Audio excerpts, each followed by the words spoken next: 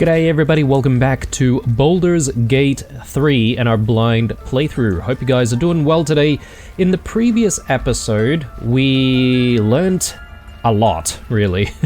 We learnt a few things about our own characters with some of their spells allowing us to detect thoughts and speak to animals, and to do that, you know, I don't want to say permanently, but at least until long rest. And I was trying to be a little bit careful when using some of those spells, thinking that you can only use it on one thing at a time. But yeah, I'm obviously wrong, because we have the ability to actually keep sustaining these spells until we take a long rest. So apologies there if you're a little bit frustrated with me, you know, not using the spells right away. That was sort of my thought process there. Another thing that I should apologize about is I kept calling this person Kaga when it's actually Korga, after I was doing the editing of the previous episode and realizing that I was getting the pronunciation incorrectly. But we also have learnt that perhaps maybe there's a couple of ways to try and deal with the refugee situation in this place. One is through Korga's request, going back to the leader of the refugees to essentially try and guide them out. Don't know if I really like that particular option. Swift as my feet can carry me. But I'm thinking we probably want to go with the second option, which is the leader of the druids, or the real leader of the druids, this Master Holson, is out there somewhere, and okay, he's just like casually walking on top of the table there, but anyway, yeah, I think we're going to try and seek him out somewhere. I have no idea exactly where we need to go. And speaking of where to go, I haven't really looked at our map for a while, so I'm thinking I should really be looking at this a little bit more often. So yeah, we can just go back out, and perhaps maybe the map outside will tell us the direction to go to try and find this Master Holson. Oh, okay. It says that he may be in the goblin camp, which means that we'll probably have a lot of fighting ahead of us, unless, like, can we even reason with the goblins? Who knows? Then there's finding the healer. So I think we should try and find the healer first. And yeah, we'll then move on from there. Hopefully we can get this tadpole out, but I do want to have a chat with various people in the area before we move on. Interestingly, Shadowheart does not like wolves, so she's probably not feeling too good standing around here. Please leave. Our hospitality has limits, and they were crossed long ago. Oh, really? But I thought we managed to settle things amicably. What will the tieflings want next? Letting the Hellchild go was a mistake. Okay. So these guys are Korga followers. Big chest here. Which, unfortunately, means that we would be stealing if we tried to access it. Oh, okay, and we've just, like, jumped onto the table as well. Paw prints suggest an animal walked across this entry, smudging everything except a few words. Animal scout scent, eastern town, villagers. Probably still alive. Violin. Okay. An eastern town. And what else do we have? Detailed report. Someone has written Shadow Curse at the top of this page, and a number of notes below. Trees infected, but still alive. Malicious component to underlying magic. Resists removal. Attempt to infect caster. Range and severity of curse suggests divine origin. Umbral characteristics and vicinity to Shar's temple suggests goddess herself is responsible. Temple of Shar? Okay. Where? And what's this about a curse? Temple of Shar. She seems interested in that. We have spoken to Wrath already. Let's have a look at this. A scrap of a larger map festered to the page with fragrant sap. Someone has written tainted by curse above the lands to the east. beyond the mountains, on the road to Baldur's Gate. Tainted by curse. Well, if we're to go to Baldur's Gate at some point after finding this healer, we may run into that curse, and we might have to deal with it. Let's have a chat with these rats, actually. The rat glares at you, but says nothing. The rat watches your movements, but does not speak. I love how all of these rats actually have, like, names. I think this is the only one that we haven't spoken to. The rat doesn't respond. It simply bares its teeth. So, here's my thought process at the moment, guys. Here's what's going through my mind. Korga seems to have a serpent familiar, but it seems strange that she's surrounded by these rats, and I almost feel like she's keeping these to feed her snake, which sounds really horrible. So I wonder if the reason why they can't speak is because Korga's around. And maybe they don't want to say anything because of that. Claw and tooth from root to thorn, the old oak's grove to wildlings sworn. The mural depicts a ritual, but you do not recognize the deity involved. Okay. I guess maybe if we were a druid or we had a little bit more higher intelligence, specifically in the religion department, we may have discovered something there. The towers seized, the battle done. The moonrise broke the darkest one. You recognize the mark of the dark goddess Shar on the broken helmet. This army marched in her name. So many dead. Sent to the Night Singer's embrace. Moonrise must be a reference to Shar's divine sister, Saluna. Okay. Somehow we succeeded that check there. That mural, Probably another one here. they look like Dark Justiciars. Who has the best religion stat? Because our character most certainly doesn't. We're a long way from Waterdeep. A hero at heart. Yes. Yeah, okay, so maybe we should be using Gale to inspect the plaques. In darkest hour, a concord made, twixt harp and wild against the shade. Harp and wild. You recall stories of an alliance between druids and the harpers, but the details are vague. Okay. Well, we did succeed the check. I wasn't expecting a history check there, but... That way. Alright, Let's move. so... Never wanted the easy part. what else do we have? Seems like we can take stuff from this chest. Let's do that.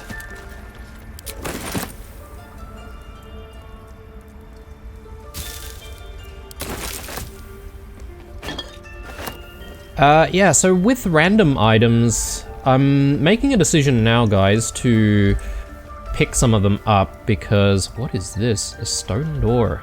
Okay. Right, they can actually shut this place.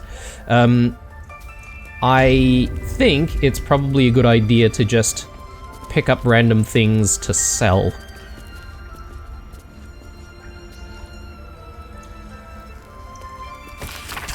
Interwoven prayers and incantations snake across one side of the page. Written on the others are instructions for performing the Rite of Thorns. When the prayer is complete, thorns and bramble rise from the earth, protecting from harm all who chanted it. Investigate Korga. Let me have a look. I haven't really seen that quest line. The Rite of Thorns is dangerous magic. Why is Korga so determined to do this? We should investigate. And then save the first druid, which is Holson. We will do that. And it is actually part of our main quest here. So yeah, we've discovered quite a lot about Shadowheart. Shadowheart opened up to us about her fear of wolves. Yep. Okay.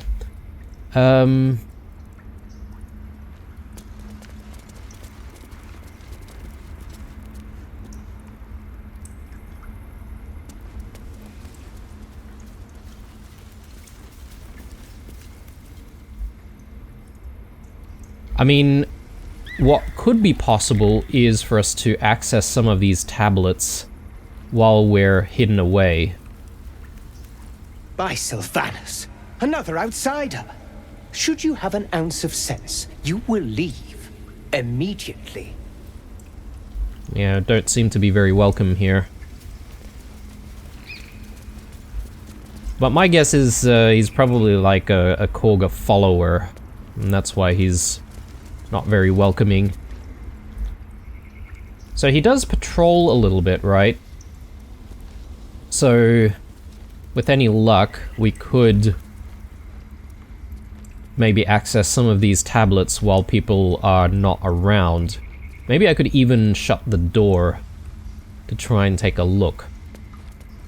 Just make sure that, you know, the coast is clear. Oh, and one more thing that I sort of want to test out, and I might as well do this right now, but we can get a companion, and I think that might be pretty cool. Let's do... I mean, Shadowheart doesn't like wolves, but I kind of like the idea of having a wolf companion. We've already got like a raven here. This one can blind enemies.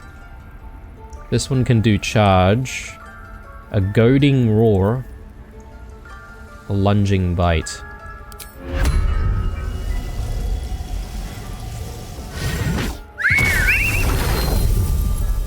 Oh, wow, look at that. That's a pretty sick looking wolf, pretty similar to this wolf here, so yeah, I didn't need to tame it at all. It didn't seem that she disapproved of our action there, so that's good. Right, I want to try accessing some of these stone tablets to see what's inside. I know it counts as stealing somewhat, but if we can make it work, I think we might learn quite a bit more about these guys, particularly Korga, obviously. So we'll get Shadowheart to stand by the door, and I assume she can actually open and close it.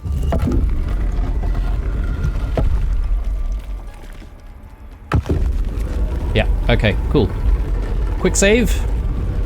And let's use blue, and let's see what we can do if we access this. On Death and Resurrection, Death and Divinity, the Godly Guide.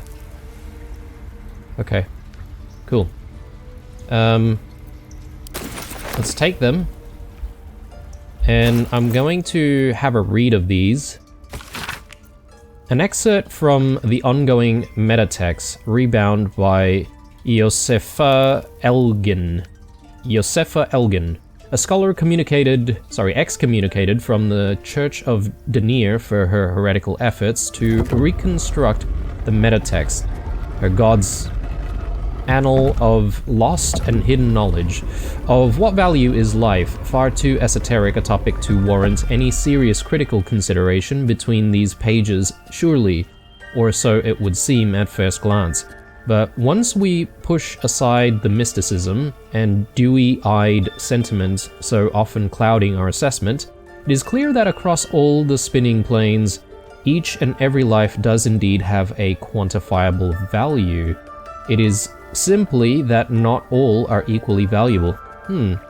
So this sort of ties back to that strange undead that we met who asked us the question about the value of a single mortal life. Anyway, consider we already know that the destruction of our material form is not the end. If anything, our souls are more free after death, transcending planar barriers in search of a resting place that best befits our deeds, beliefs, and station in life. But even this assessment is subject to market forces. Lord Kelemvor, weighing our souls against how thoroughly we have given them over to our gods, empowering them in turn. There is, of course, an alternate route. Not the end of the path, but the chance to retread it. Clerics across the realms wield the power to return life to any soul deemed worthy or willing enough. It is strange, then, that these so frequently intersect with those deemed wealthy enough, for the components for such a spell are beyond the means of most mortals. I have interviewed those who have made such a return, and in truth have found them to be of the most dull, unimaginative sort that I cannot possibly imagine what it is they were so eager to return to. If a true assessment of the journey is to be made, then there is simply no replacement for embarking upon it oneself. Perhaps one day, this great volume of learning will make me worthy enough to walk that path, and wealthy enough to return. So I guess they're trying to explore coming back to life. Death and Divinity, a godly guide. Yeah, we've read this one. So not exactly the best I should speak up. book. I keep trying to click the character instead of clicking their portrait. No one stopped me yet. So interesting, but I'm thinking, can we even chuck any of this back?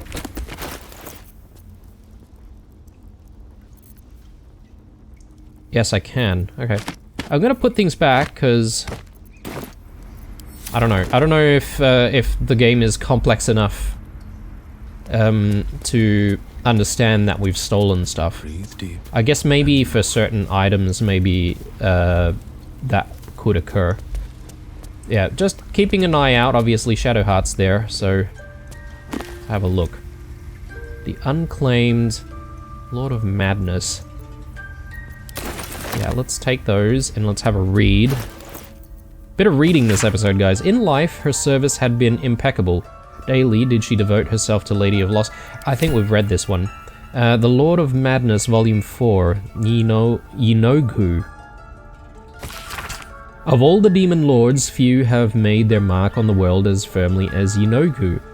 Though his ravenous hunger is claimed to be a mindless compulsion, there is nothing mindless about the thorough insinuation of his presence in the world via his chosen gnolls. But how are gnolls created? First, a chosen of Yinoku must do as their master wills, kill a hyena that then feasts on the corpse of the chosen's victim, and a gnoll is born of the glutted belly of the hyena. Gnolls thus born are hunger manifest. They ravage any living being, tearing body and bone asunder, leaving behind only bones. They care not for the wealth or material gain, only to satiate their hunger.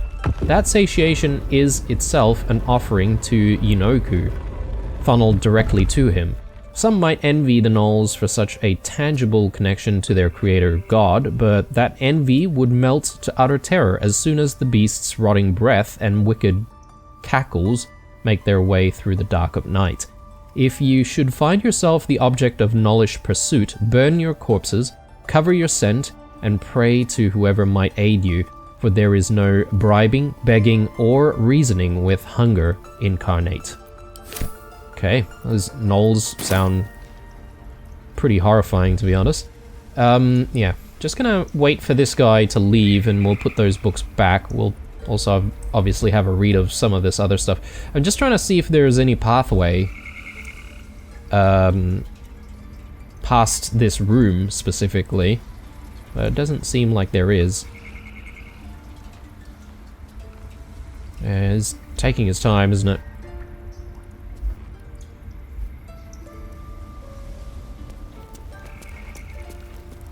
Right, is there anything we can do while we're waiting for this guy?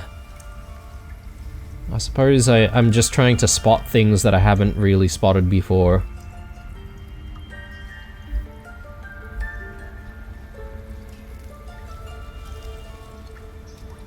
I mean, while he's turned around, I could technically, like, access this and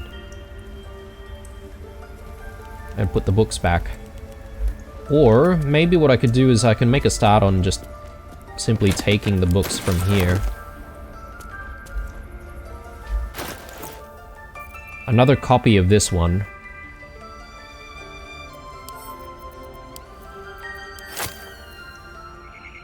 Magic of the Weave, an introduction.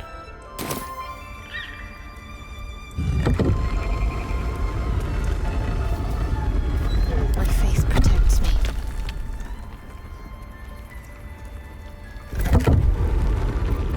Can't give up now. Need to find a way forward. How? Strange. There we go. So let's throw that back and that back. And let's have a read of these two. Well, actually just the one. Few try to understand the weave, a true pity, for only they who are truly attuned to the weave can rightly call themselves spellcasters. Thus comes the question, what is the weave? It is an essential element of the universe. It runs through everything in unseen threads. It is what makes magic possible. It is also, though I will not go into further detail here, the goddess Mystra herself. See Magic of the Weave, Mystra and the Spell Plague. The weave isn't magic, precisely. Rather, it is the raw material from which magic is woven, not entirely unlike how a collection of threads is shaped and formed into a garment. Those with the necessary talent and skill can manipulate the weave and perform magic by casting spells. Developing this skill takes years of learning and constant practice. You might have learned of those who can cast spells because they are born with an innate connection to the weave, commonly called sorcerers, or worse, because they struck a bargain with an otherworldly creature, also known as warlocks. Do not be deceived, their magic is unpredictable, uncontrolled, and in some cases not even rightfully theirs. To truly know and manipulate the weave is an art, but those wizards who master it will know the limitless power and beauty the weave provides. In short, that's where magic comes from. Alright, coast is still clear. Let's... well, I didn't want to go that way, but anyway. Fringe philosophy. Sure. Always room for more. Coast is still clear. Let me throw some of these books back.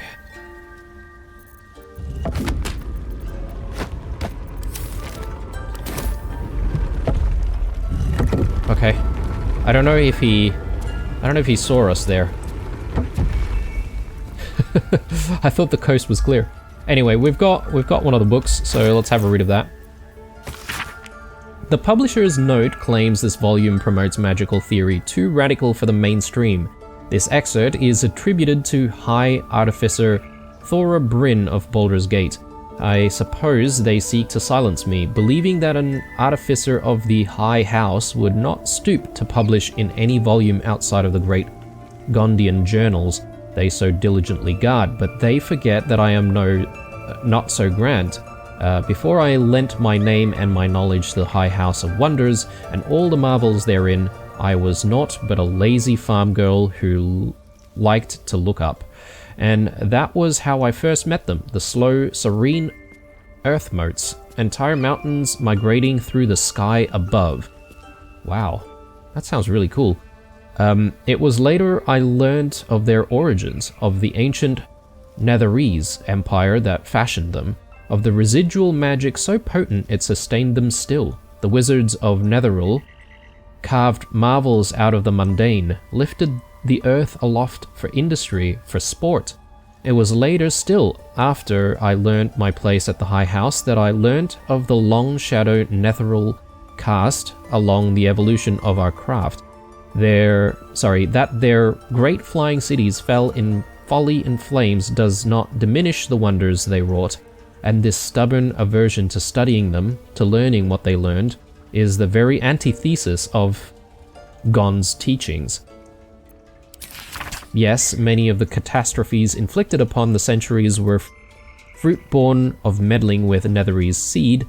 Yes, these last shining bastion fell into... their last shining bastion fell into shadow, their lore twisted to Shar's dark and destructive designs. And yes, I say again, whether the High House will sanction it or no, to study the very flame of creation is worth it, even should the fires consume us. Alright, we are being watched, it seems.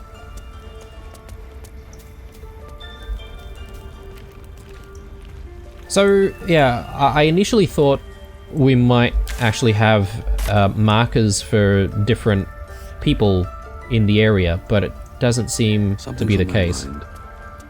So, that's why I sort of got caught off guard there. Yeah, we do have markers. How can I didn't see them before? Yeah. So we should really be watching these markers and seeing where they are. Alright. Right, next. What's inside? Let's just, again, throw this back. I don't know why they're so protective of these books, because Light on my feet. none of them seem to be super important. So I think there's just one more, this one.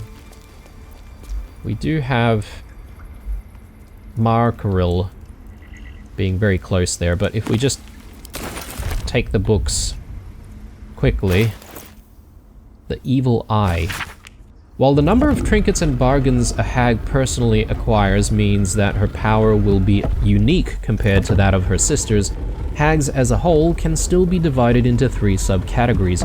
Night hags, named as such for their ability to haunt a mortal's dreams, slowly devouring vital essence until the victim's soul can be trapped into the hag's soul bag. They are known for being petty, selfish braggarts. Sea hags, known for devouring their victims whole. Sea hags can terrorize and kill with a single look. They reek of fish and are incapable of making a proper cup of tea. Green hags, they are beautiful, they are powerful. Speak not a word against them. I guess these are maybe enemy types that we'll be able to find out there. That's my guess anyway. No one's in here, so let's put this back.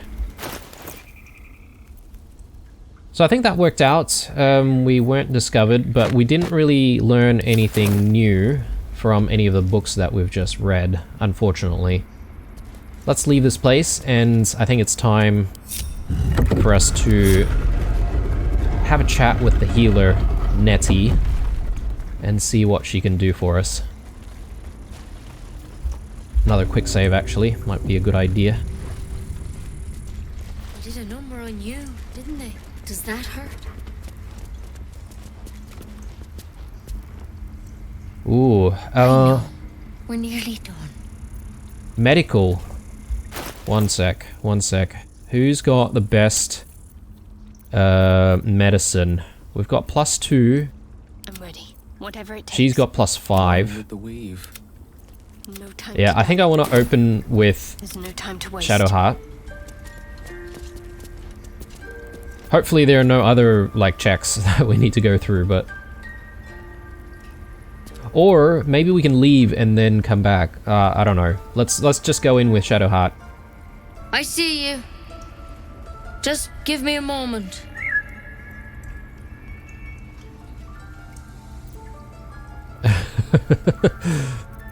Is there anything I can do to help? A moment. Vis medicatrix.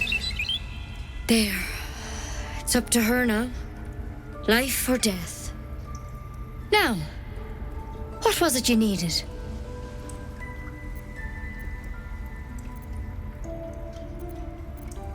We're looking for a healer. Looks like we came to the right person. I do what I can. For most folks, that's enough. Come here. Let's have a look at you. You seem healthy enough. A bit tired round the eyes, maybe.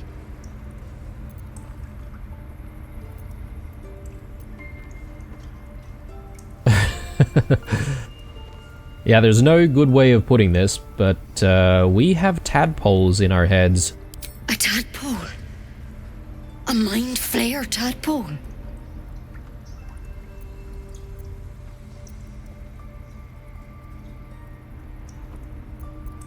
You know of them? Can you help me? I'll do what I can. Come, follow me. I might be able to help. Okay, that's good We news. need to be quick. This way.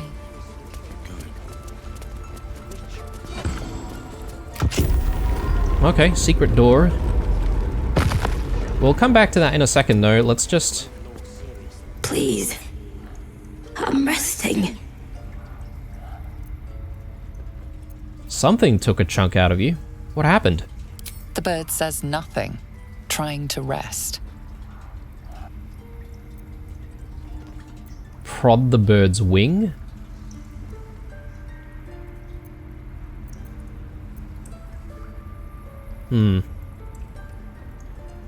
Sorry, didn't mean to disturb you. The bird says nothing.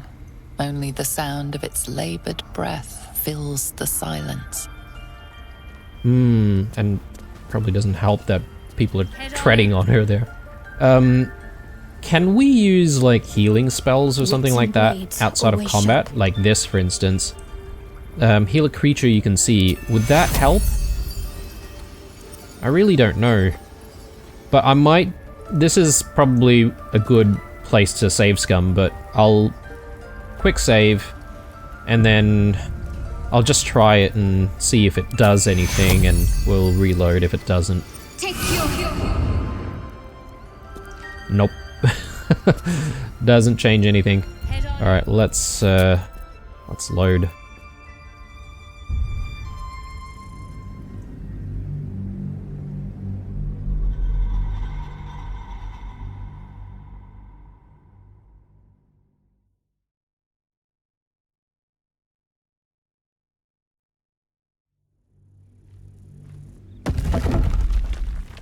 Okay, now, I've got a long we road do ahead. need to go into this room. I don't know if she's gonna time out or anything like that and not help us anymore if we dilly-dally for too long, but I do want to just have a look around. I mean, there's so much stuff here. Ooh, there's stuff that we can take for free as well. I like that. So we'll take all of that. Head on in.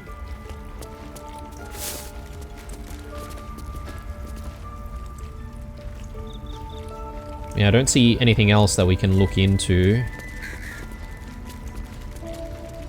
Can we have a chat with her again? Ooh, there's Druid's notebook here. This is an ancient notebook whose ink is faded and pages are starting to crumble. It's not easy, but some words can still be made out.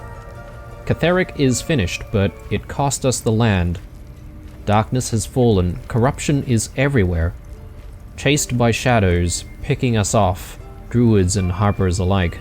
Our wounded were safe, I returned, searching for survivors. Lost, but I found his shade. I put it to rest and took his glaive. Blade infused with shadow, I have locked it away to serve as a reminder that even victory can taste bitter. Blade infused with shadow. Okay, that sounds sick as hell. Oral History of Faerun, Spell Plague. This book is comprised of several chapters, one for each cited source. It claims to contain first-hand transcriptions of the oral histories of several storytellers throughout the realm. Chapter 25, Cornelius and Tamilius Worthywort, halflings encountered on the Golden Road south of Innerlith. I met the brothers, or rather they found me, in the lower pass through the Fire Sheer Mountains. They had encountered a trail of golden discs along the path and had resolved to gather and return them to whatever fool had more coin than common sense. It was to our mutual embarrassment then that I removed my cloak to reveal my patchwork yellow hide. It was molting season, I explained, and a traveller on the road had not the luxury to shed their scales in private, as would be proper. I suspect they knew too little of Dragonborn to be appropriately disgusted, and instead invited me to sup with them. Over a roadside fire, I learnt of the purpose behind their journey. Lurien, my lad, our ancestral home, it was lost during the spell plague. Weren't nothing lost, Con. It's not Nan's lucky Nash's, is it? It sank. Wasn't I there when the blue fire took it? Sure. What do you remember? You were knee-high to a gnome. I remember you crying. Maybe it was you that sank the place, going back to finish the job. Watch that lip, lest I flatten it. Only a fool speaks ill of his homeland. Their brows were bristling dangerously, and so I diverted hostilities by speaking of my own people's ancestral home, the blighted world of Abir, and the 1,000-year tyranny of dragons we lived under, until the blue fire of the spell plague brought us to this world. Right, another potato. So this was written by, I guess, a Dragonborn. Maybe we'll learn a little bit more about them later on. Okay, time to go.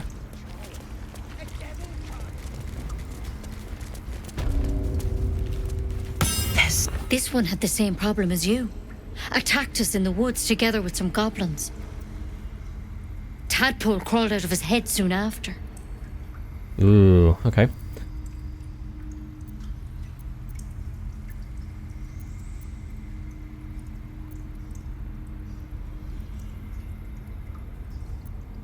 So you killed him and laid him on the table?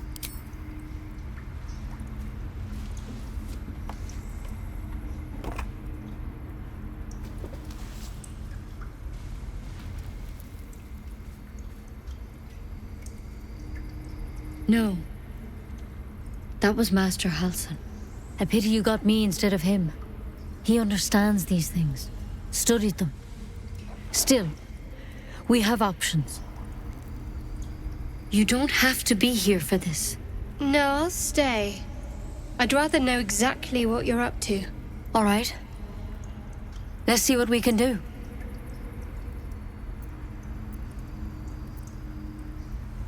What's that plant? Will it help? It might. But first things first. Tell me about your symptoms. Have you noticed anything strange happening? Looking closer, you realize you've seen this thorn in the wilds. It's Kelemvor's kiss, a briar from the Dale lands, and a deadly poison.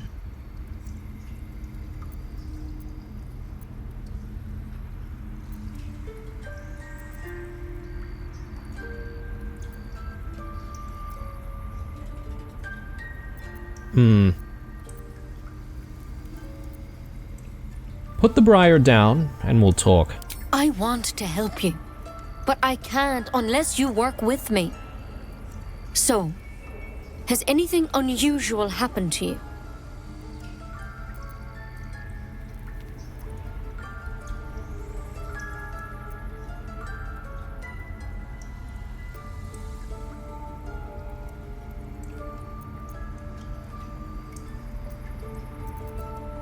I can merge my mind with anyone else that's infected. Victims can identify each other. Not that the others know they're victims, of course. How'd you pick up the parasite? Halsin was desperate to find where all this was happening.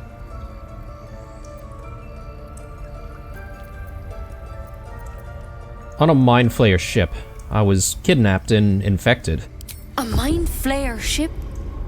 But Master Halsin was sure.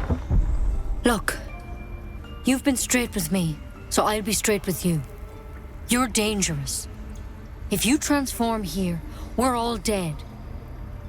But you seem like a good soul. You deserve a chance to save yourself. This is a vial of wyvern poison. Swear to me, you'll swallow it if you feel any symptoms.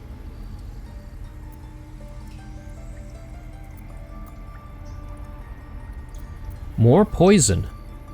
I would have preferred a cure. I don't have a cure. only a way out. I'm sorry for misleading you, but I had to be sure you weren't a threat before I told you everything. Now, do I have your word or not? Alright, hand it over. Swear it. I swear. I hope it doesn't come to that, but thank you. Here. You know, I've spent my life treating folk and never once saw a mind flayer infection. Then suddenly, there's dozens of you. Maybe more. Master Halsin and I were tracking them, studying them, trying to figure out what the hells was going on. Because you should all be changing. There should be a small army of mind flayers out there. But you're not. Weird powers aside, you seem perfectly normal.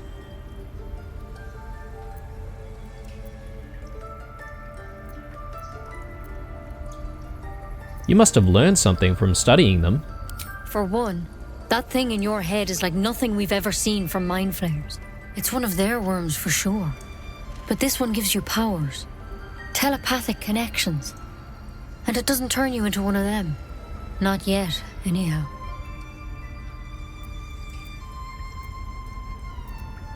So, you think it's only a matter of time? Could be. But there's a lot we don't know. Infected, folks like you, have been converging on an old temple of Selûne. And I've no idea why. When Master Halsin heard the adventurers were heading that way, he saw a chance to get answers. Joined on the spot. Whatever he found there, he didn't make it back.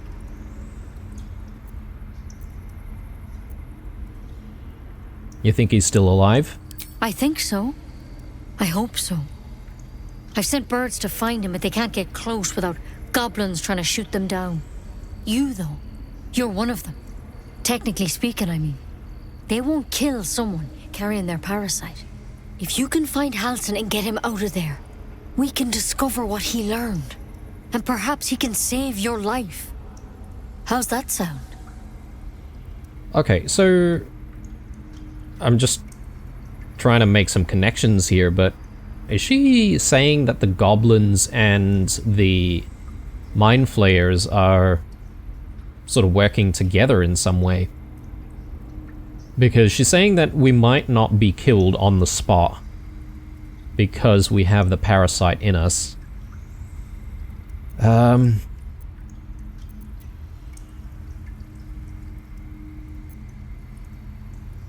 Perhaps he can save your life. You sure he can cure me? I can't make any promises. This is like nothing we've seen before. But I know this for sure. Master Halsin is the only one close to understanding these things. He's your best bet to survive. Otherwise, that vial's your only option.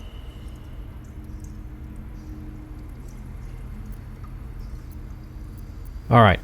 We'll see if we can find him. Thank you. It would mean everything to the Grove. To me. I wish I could tell you more. But only those adventurers know what happened out there. All I can say for sure is they all went to the old temple of Selûne. And Master Halsin didn't make it back. Good luck out there. And if things start to go bad, remember the vial. Remember your oath. Yeah, we're not taking the wyvern toxin 100%. Let's hope it doesn't come to that. Yeah, let's Better hope. than becoming a mind flayer, I suppose. Keep it, in case things start to go very wrong. Okay, let's have a look around though. So that's ours. Halsin's journal. Seems simple enough. Extraordinary happenings. While meditating in the forest, Nettie and I were ambushed by a pack of goblins led by a drow. We had no choice but to defend ourselves, but that is not the extraordinary, or rather disturbing part. On the drow's death, a parasitic creature emerged from the corpse and attempted to escape. I managed to capture it and have the host's cadaver here in my study. I've told no one of my fears.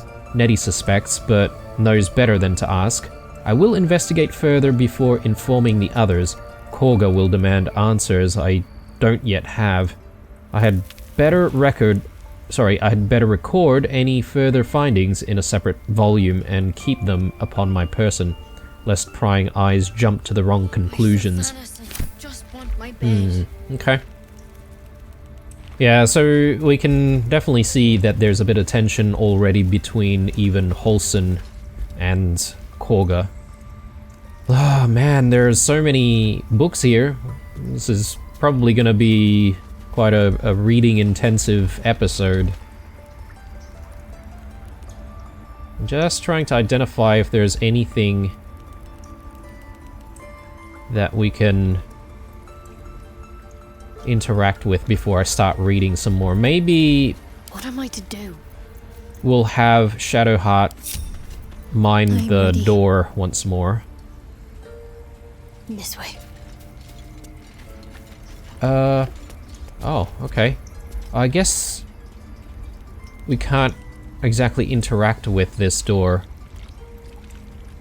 Well, she's all the way out there, so I'm thinking she probably won't notice us doing stuff that we're not supposed to. Let's start with... Yeah, I'm just trying to see where she is exactly. Yeah, she's faced that way. Another quick save, I reckon. But let's inspect this drow. Drow's letter.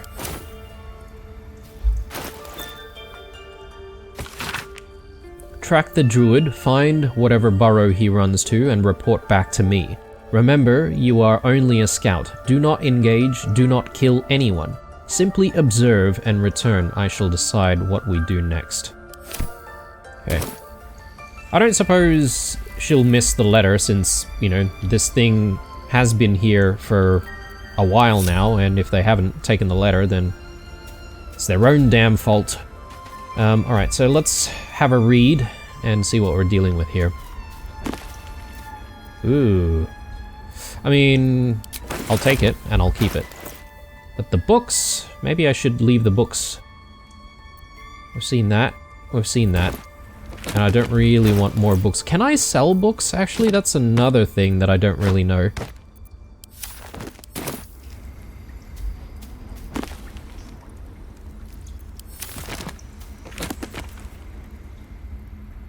Fringe Philosophy Volume 5. Did we read Volume 5? I can't remember now, but we'll have a quick squiz.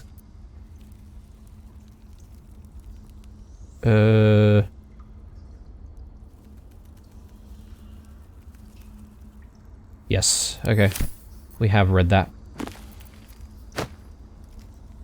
That's the wrong one.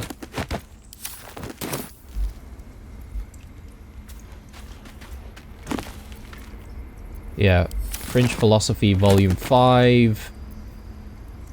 Death and Resurrection. I guess maybe there might not be... That might be worth a look.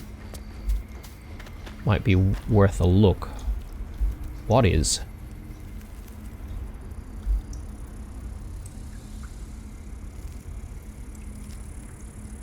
Also, we did get some kind of check before we started the conversation, and it was something on the table. Mind Flayer Parasite Specimen. I wonder if we can pick it up and... Well, I suppose we might not be able to put it back down. Ooh, we do have a few more notes here, which I've only just discovered now.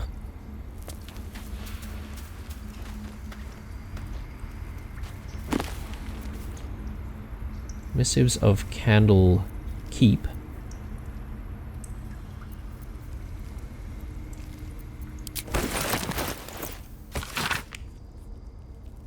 Yeah, we've read that. A select collection of the most notable letters sent from Candlekeep. Many are dry reports of celestial movements or incomprehensible details of arcane rituals. However, this letter catches your eye. To the Sage Elminster, over the past year I've delivered many of your letters to Master Gorion. So I wanted to be the one to deliver this sad news. Alas, he is with us no more. Gorion and his ward left Candlekeep soon after your last letter to him arrived. They departed in the middle of the night, but were waylaid shortly after on the road to Beregost. The gate warden tells me that Gorion saw to it that several of his attackers joined him in the next world before he was struck down. I hope this brings you the same grim comfort it brings me. Of his ward there was no sign. In some better news, I received your letter to the library and was able to find much of the material you requested. It has been carefully secured and will travel with this letter. Yours in honor, Tristan P. Shale, librarian at Candlekeep. P.S. I hope you'll forgive my curiosity, but might I ask, why do you need so much information about Balespawn? What exactly are you working on?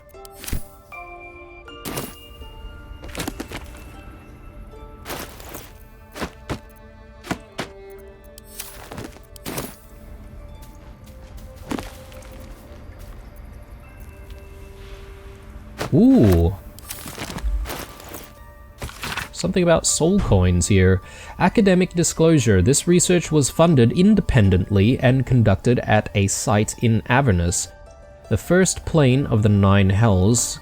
Candlekeep does not encourage or promote the entrapment of mortal souls. Soul coins, as a concept, are one of merciless simplicity. The sum of personal and magical essence, the soul, is bound into a minted piece of infernal iron and used as a currency by devils and their cohort. They are frequently traded, for their value can purchase mercenaries, magical items, and even fuel the strange engines in the hells.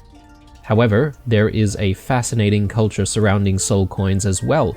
I spoke to a devil who admitted she has one coin that she will never sell, for it was the bargain that got her promoted out of Lemur status.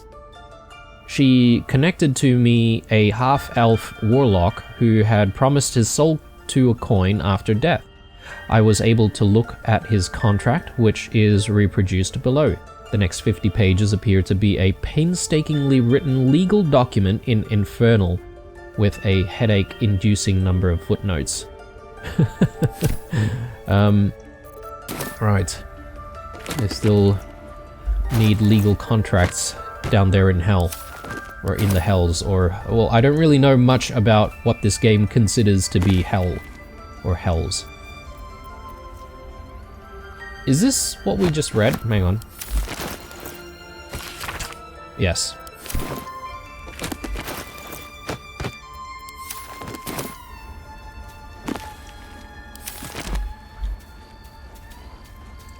Rune of the Elk. If we interact with it, apparently people will be unhappy with us. There's an empty socket here. Rune of the Bear. Rune of the Eagle. So I suppose there's a missing rune here. I don't know what that will do exactly. Oral Histories of Faerun, Gith, and Mind Flayers. Definitely want to read that. This book comprises several chapters, one for each cited source. It claims to contain first-hand transcriptions of the oral histories of several storytellers throughout the realm. Chapter 4, Baldur the Swift, 700 years of age. Wood elf storyteller hailing from the Wood of Sharp Teeth. It took me several 10 days of quiet habitation in the wood before the venerable Baldur felt comfortable revealing his presence to me. The longer I stayed, demonstrating I was no threat to his health and peace, the more open he was to gentle inquiry. This tale, relayed to me on a chilly morning as we stoked a small fire between us, was like none I had heard before or since. I asked if it was fiction, and he insisted empathetically it was as true as his own right eye. Long ago, before my eyes and ears, before your lonesome quill, dear scribe, there was an empire of people, or perhaps only beliefs. An empire of brain-eaters, soul-wasters, they called themselves Illithids. The Flayer of Minds. The children of Gith were bowed, bent in service to the Flayers, a passionate people made to serve a cold belief. The Flayers were untouchable, their minds a great oppressor. No proud will or passion could break Gith's children free, until at last a reckoning, its source unknown, its power unproven, but its events history-making. The cowed would not be cracked. Gith's children fought back valiantly, their freedom theirs, the Flayers bent and broken till today.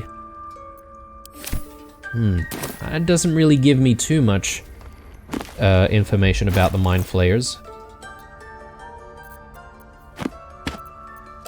Assuming they're our sort of primary enemy, then it's probably best that we try and learn a little bit about them. The game really wants us to know about these Mind Flayers, it seems.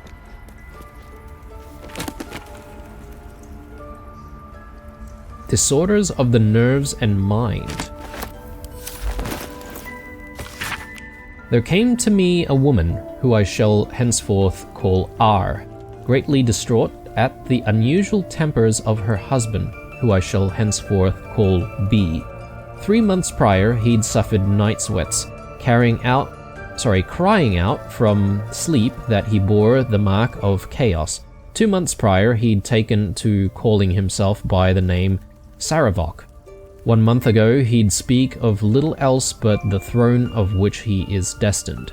I attended to be at the couple's farmhouse. He sat calmly at the table, an unknown book clutched to his chest. I detected no curse nor loathsome spirit upon him, nor the presence of magic. Yet upon shining the light of candle flame upon him, he raised the book high and exclaimed, "The deaths they bring shall awaken the Father, and through them he will rise." I snatched the book from his hand and flung it into the hearth, where it burned not in red or yellow flame, but pure black. It left but a single scrap, reading, "He foresaw his coming death, and seeded his essence across the land." B shivered and sighed, as if waking from nightmare. He had no memory of the book, nor the words he had spoken.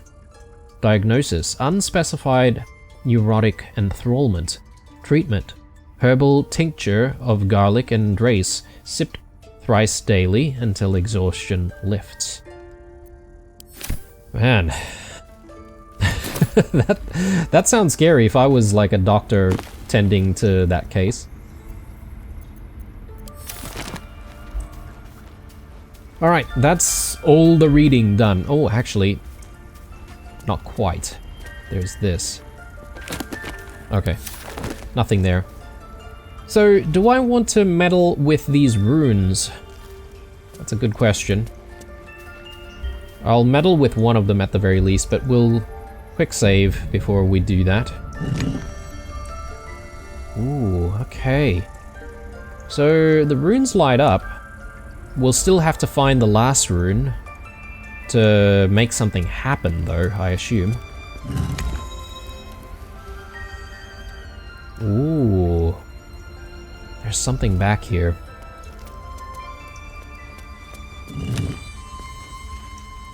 And I guess I can lockpick it. She doesn't seem to be moving, so I don't think anyone's going to be upset with us if we try and do this. Let's do it. Bet I can crack that open. I can't even see a lock to pick. Right.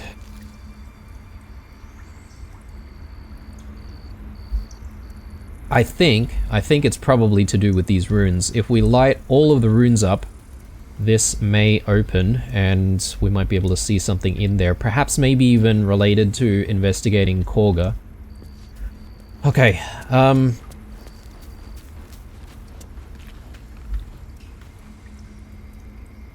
we've seen these bullywug trumpets, and I know it's stealing, but I mean, they're growing out of the ground, so I'm thinking it should be okay to at least grab one. Or should we grab all of them? I mean, we're going to help them find their first druid, right? So I'll take that. we'll take early payment for that by taking some of their alchemy ingredients. Oh yes, there's the notes over here. Almost forgot about that. Let's have a read. Anatomical sketches of both a drow and an illithid tadpole are accompanied by notes written in an urgent scribble. The parasite was nestled deep in the brain matter. Illithid undoubtedly. Yet the host seemed unaware while alive. No visible signs of ceramorphosis on the cadaver. Most strange. The final note is a single underlined word. Altered? Looks like Halsin's our best bet for a cure. Yeah, sounds like Time it. to track him down and see what he knows. Let's have a read of this one. Let's be optimistic and assume he's still among the living. My dear Nettie, I entrust you with the circlet to open the library. Wear it always. If you need to enter the vault, talk to Wrath. He has the rune, but won't give it to anyone, so be sure you have a good reason to ask. Protect my research while I'm gone and take care of the animals. Don't give fish to Tuffet, she's getting lazy. Master Olsen. Okay.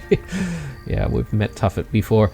Alright, so the rune is on Wrath. I wonder if we can ask him for it.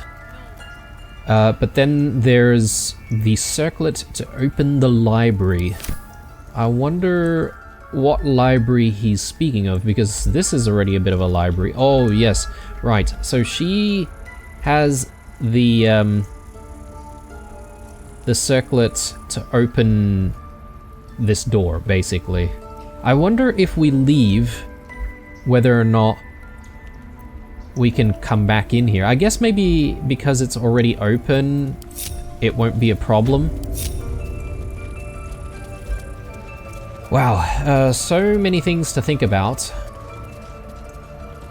Just gonna see if we can try... Oh, there is one thing that I want to try, actually. Don't I have a spell to speak to the dead? It would be good if we can have a chat with this drow and see if we can learn a little bit more from it. Let me I wonder what the next move is. just see. Excellent choice.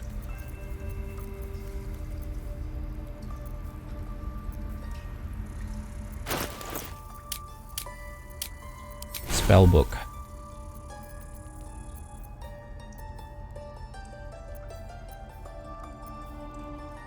Mage armor, magic missile, charm person.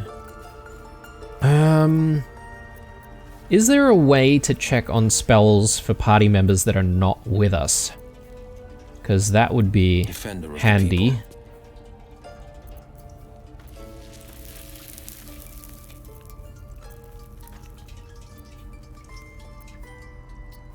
Yeah, nothing here, and I'm not sure if we want to go back to camp and see if we can grab some other people to see if they have the spells that we're looking for. Might not be a bad idea to just check. Matters to discuss.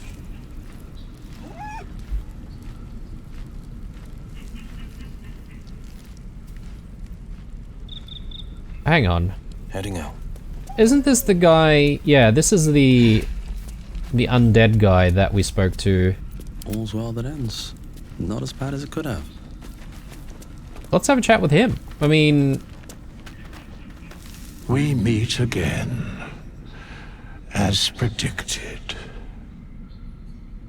I shall be here in thy camp for whenever thou hast need of my services.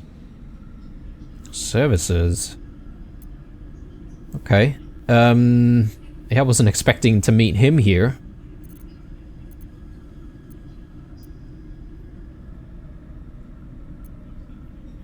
Not to be rude, but what are you? There are many answers to that question. None are important.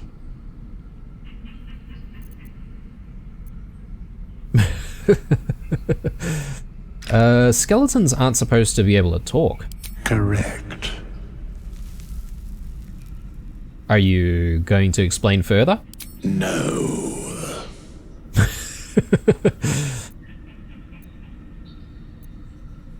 You were sorting something before. What were you doing? Beyond mortal realms, there doth exist an amalgamation of spirits akin to thine own, ensnared by the treacherous cult of the Absolute, felled in its name. They bear great discontentment with their destiny. For a mere pittance of coin, I might summon the worthiest among them to lend aid to thy undertaking.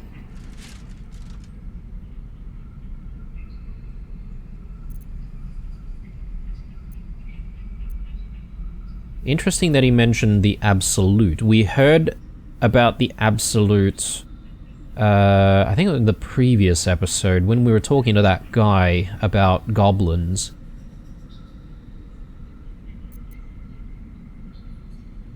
Will these hirelings be joining me willingly? Most willingly, forsooth. Their passions doth run deep for what hath been wrought upon them.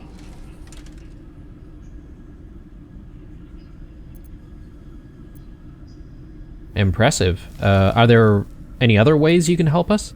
Should thou or any of thy compatriots perish, I will cleave soul to body once more. Ah, right. Okay. I remember seeing a comment saying that we'll meet someone that can help us with death or party members dying. You mentioned a cost. What is it? A matter of coin. So we need 200 gold at a time to try and summon or, like, revive party members. Oh, he can help us change our class as well. Interesting. Well, I don't really need to do any of this right now. Let's leave. Okay, interesting. Withers. This strange wraith commands many powers. He allows you to resurrect allies, hire help, and change your class for a price, of course.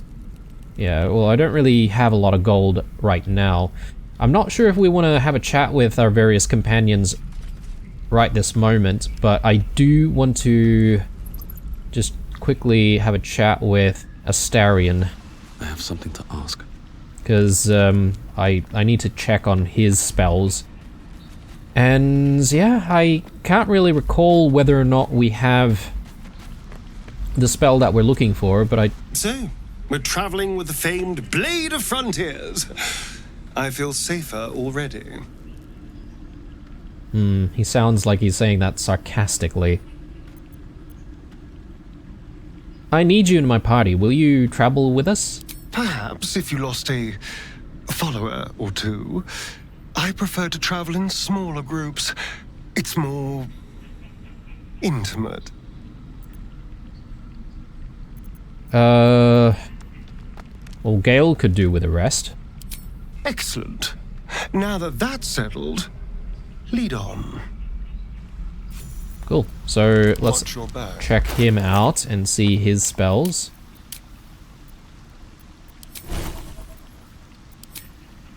Yeah, no. Okay. Nope. We don't have the spells that we're looking for, I don't think, unless we might have a scroll. And I'm gonna have to sort of dig through my inventory to do that. Very well. Between episodes, I think I'm going to tidy up my inventory as well, just put a lot of things in the stash. That way we won't have to sort of do it in the next episode. Hopefully you guys are cool with that. Again, leave me some comments about what you do and don't want to see in a lot of these playthroughs. Obviously there's been a lot of reading this time around as well, so I'd be interested in knowing what your thoughts are on reading. No combat whatsoever this time around, unfortunately, but I'm sure we'll get there with plenty of combat to come. Hope you enjoyed this episode as usual, guys. Drop me a like if you enjoyed it, a dislike if you didn't, subscribe if you're new, stay true, and I'll see you guys in the next one. Bye.